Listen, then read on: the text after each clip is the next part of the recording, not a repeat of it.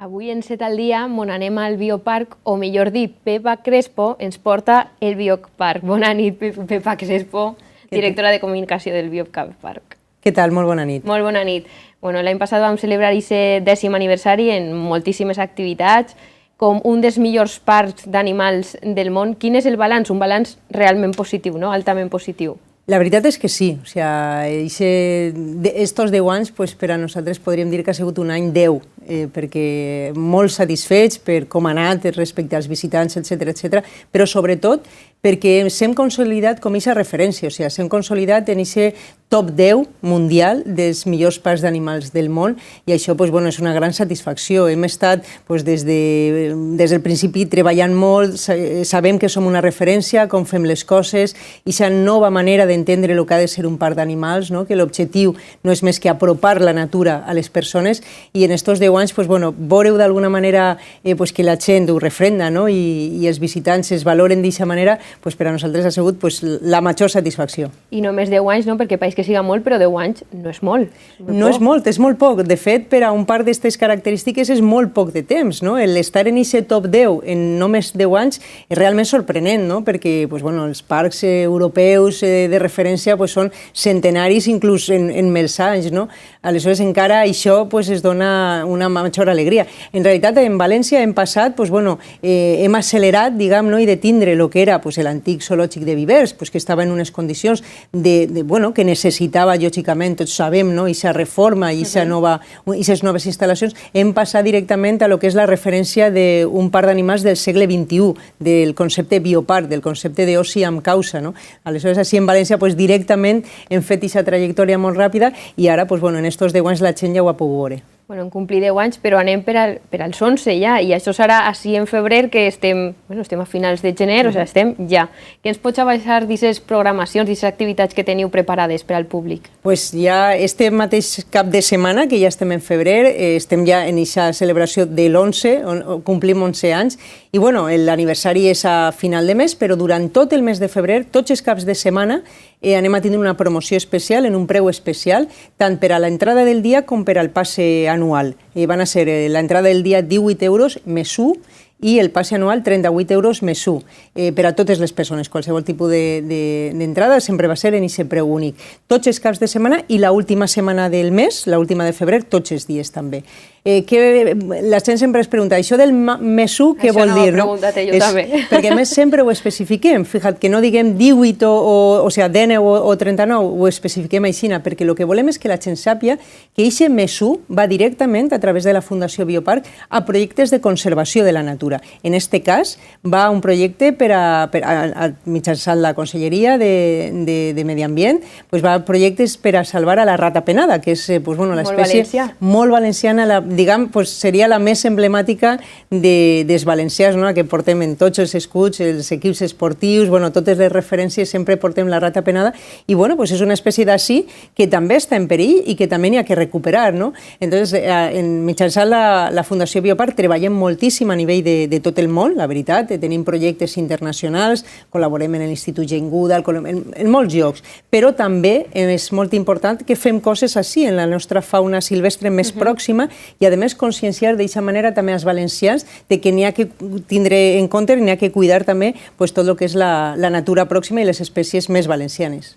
Jo deia abans que mos portaves el Bioparc així, i així tenim una mostra de cosetes del Bioparc, i és que és notícia també per haver llevat, erradicat, el plàstic dels utensilis de restaurants. Sí. Conta'm una miqueta què heu fet i després la gent dirà, això és plàstic? No és plàstic, ara ho conta Pepa. Sí, era un repte que també teníem, fa molt de temps que estem treballant en això. N'hi ha una directriu europea que ha marcat en el 2021, és a dir, encara queda, l'eliminació completament del plàstic en tot el que són els utensilis d'un sol ús, que això és el que causa realment molts problemes en la natura.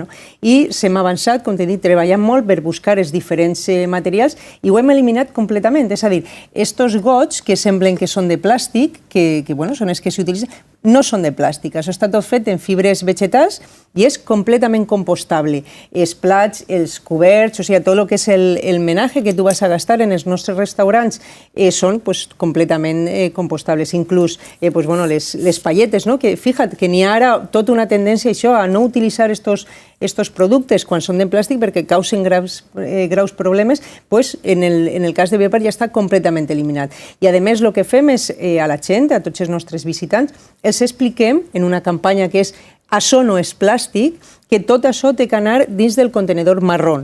Hem ficat en el parc, en els restaurants, hem ficat tots els contenidors nous per a que la gent sàpiga que tot això té que anar ahí perquè se convertirà en compost, que això s'utilitza després per als cultius, etc.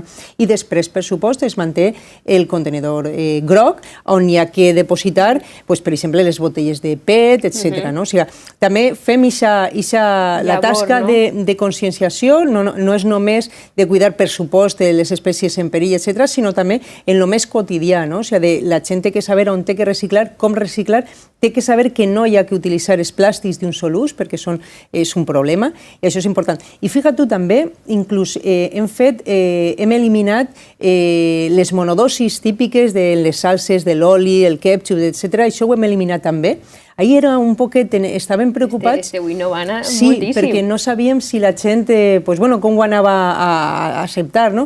I ha sigut fantàstic perquè ens han donat l'enhorabona, la gent està entusiasmada en aquest sentit, hem creat, són taules on la gent se pot alinear directament, a més, per exemple, l'oli és oli ecològic, verge, magnífic, té uns llocs on simplement s'alinea i d'aquesta manera hem eliminat 500.000 monodosis de plàstic a l'any.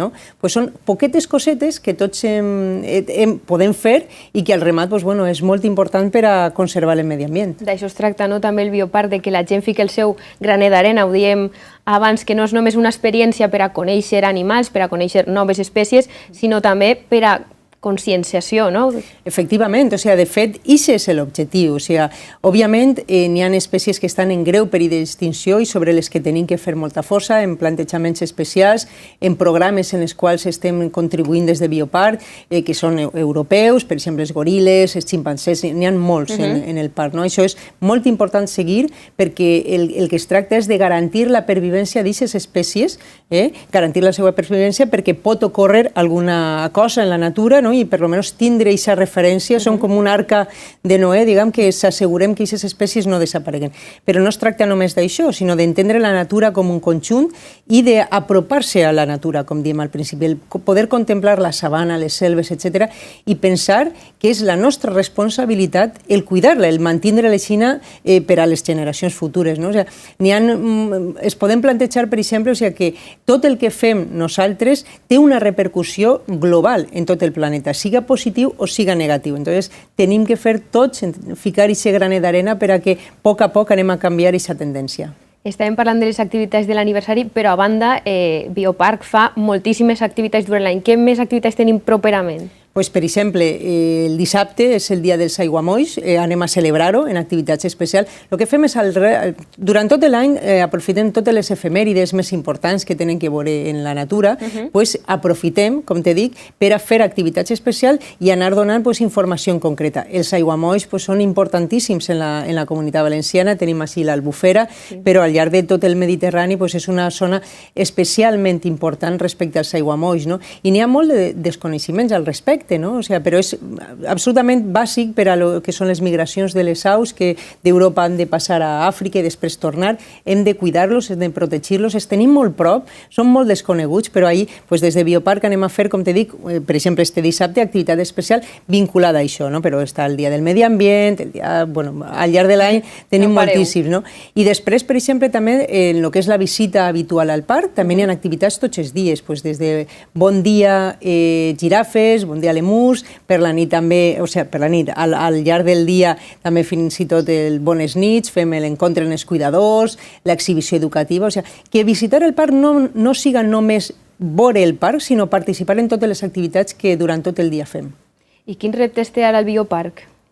De cara al 2000, ja que estem, en el 2019 que ja estem, el primer, fixa't tu, continuar fent el que estem fent fins ara, és a dir, reafirmar-nos com que estem fent bé les coses, ser aquesta part de referència, continuar, per supost, en aquesta línia, però sobretot jo crec que consolidar-nos també de cara als turistes, de cara a les persones que no coneixen directament Bioparc i que resulta aquesta sorpresa quan visiten la ciutat. Estem ara, realment, en estiu, per exemple, ens visiten al voltant més quasi un 80% dels visitants en estiu són estrangers o turistes nacionals.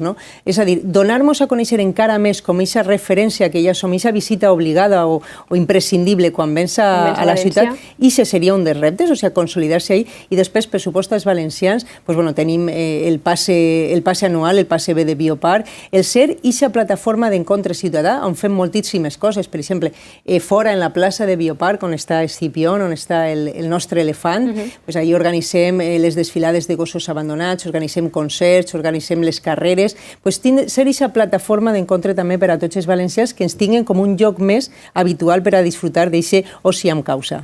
Moltes gràcies, Pepa, que es complisquen aquests reptes de Bioparc i que celebreu aquest aniversari com toca. Segur que sí, moltes gràcies. Moltes gràcies.